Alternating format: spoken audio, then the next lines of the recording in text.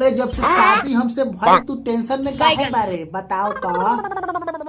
हम बियाह के मतलब ना जानत रहनी कि बियाह के बाद का होला। ठीक है नु, हम सोचनी आदमी खाई पी सूती लोग के सेवा पानी करी। पूरा गाँव घूम घूम के पादो तो बोली हम ना कि बहुत बहुत बड़का बड़का तेला बेला होला।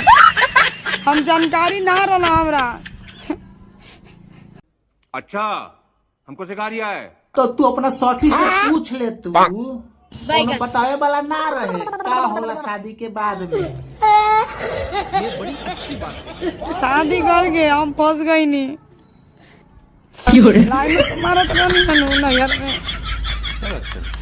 लाइन मारा तो रहे तो तू पहले काहे ना बताए तो सब शादी ना करती।